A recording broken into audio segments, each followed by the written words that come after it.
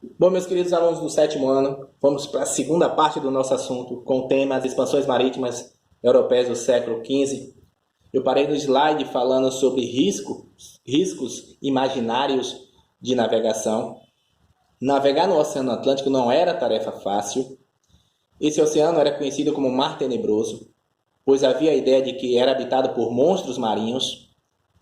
Além disso, alguns acreditavam na ideia propagada nas escrituras bíblicas da Terra plana. Assim, em determinado ponto da viagem, as embarcações seriam atacadas por monstros ou cairiam em um abismo sem fim.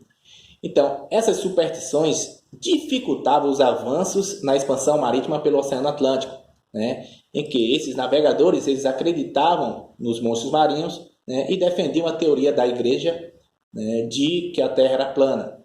Existiam esses riscos imaginários, como também existiam os riscos reais de navegação. Além das crenças e superstições da época, os navegadores enfrentavam outras ameaças. Problemas como fome, sede, doenças, tédio e tempestades ofereciam perigos reais. Dessa forma, das embarcações que partiam, poucas retornavam, né? Porque no século XV, o desenvolvimento náutico, né, ainda era muito obsoleto, ou seja, arcaico. Não teve uma grande evolução no século XV. Então, isso fez com que esses navegadores, muitas vezes, eles se perdiam no mar, né? E sofriam com os naufrágios, morriam de fome, né? Dificultando também, assim, o avanço, né, nas expansões marítimas pelo Oceano Atlântico, certo? Depois vamos ter aqui, ó, alguns navegadores portugueses. Bartolomeu Dias chegou ao sul da África em 1488, no local denominado de Cabo das Tormentas. Esse local foi futuramente denominado de Cabo da Boa Esperança. Vasco da Gama, primeiro navegador a atingir a Índia em 1498, trouxe um grande carregamento de especiarias. Pedro Álvares Cabral veio ao Brasil em 1500, antes de seguir até a Índia. A ideia predominante hoje é que esta vinda ao Brasil foi intencional. Então, a esquadra de Pedro Álvares Cabral, né, tinha o objetivo de contornar todo o Oceano, né, Atlântico pela porção sul para se chegar à Índia, sendo que existia uma teoria que eles chegaram ao Brasil por acaso, né, mas existem outras, né, hipóteses em que eles já tinham rotas estabelecidas, ou seja, eles já conheciam o litoral brasileiro, certo?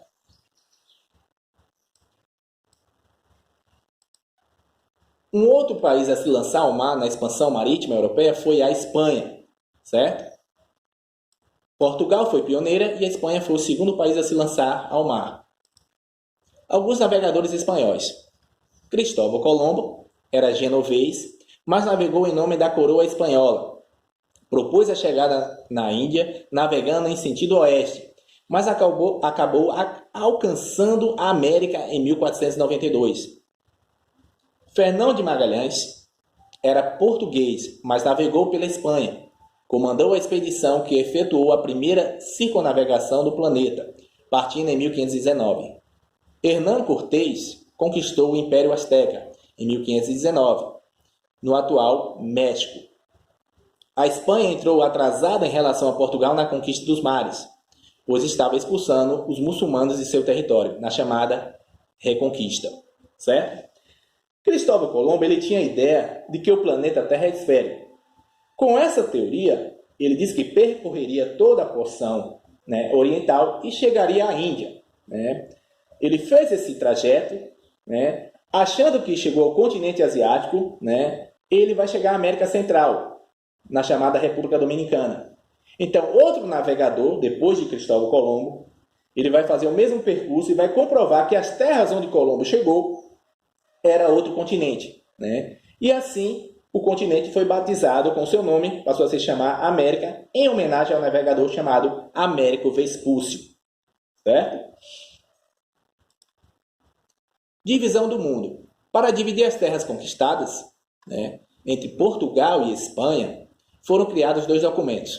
A Bula Intercoetera foi assinada em 1493 pelo Papa Alexandre VI e dividia as novas terras através de um meridiano situado a 100 léguas da ilha de Cabo Verde. Portugal não se beneficiava com essa divisão, exigiu um novo documento, Tratado de Tordesilhas. Foi assinado em 1494 por pressões de Portugal. Estabelecia um meridiano situado a 370 léguas a partir da ilha de Cabo Verde. Esses documentos foram questionados por outros países europeus que não participavam dessa divisão. Então, essas divisões territoriais eram para impedir o conflito armado entre Portugal e Espanha. Então, a igreja intermediava essa divisão. Então, Portugal vai ficar com as terras a leste, né? E a Espanha vai ficar com as terras a oeste, né? As terras ocupadas por esses dois países, principalmente na questão da América. Sendo que essa divisão era questionada pelos europeus, ou seja, França e Inglaterra não aceitavam essa divisão dessas terras, não aceitavam o chamado Tratado de Tordesilhas. Eles diziam que essas terras não pertenciam apenas à Espanha e Portugal, né? Então eles não respeitaram o Tratado de Tordesilhas. Então, ingleses e franceses, encorajados pelas conquistas dos portugueses e dos espanhóis, lançaram-se ao mar. Muitas vezes desrespeitaram o Tratado de Tordesilhas, o que gerou muitos conflitos. Chegaram em muitas terras da América do Norte, mas a importância da França e da Inglaterra no processo de colonização só cresceu no século XVII. Certo? As principais colônias da Inglaterra localizavam-se na América do Norte. Os franceses eles fundaram colônias no Canadá e na América do Sul, né? A atual chamada Guiana Francesa. As consequências das navegações, né?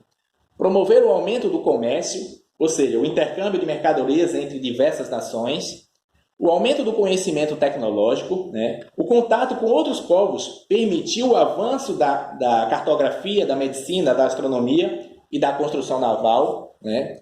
A criação de companhias de comércio, né, que foram criadas pelos ingleses e holandeses, que tinham como objetivo promover, né, as trocas comerciais, venda de escravos e a exploração de novas terras. Né? Geralmente eram financiadas, né, pela classe burguesa. Certo?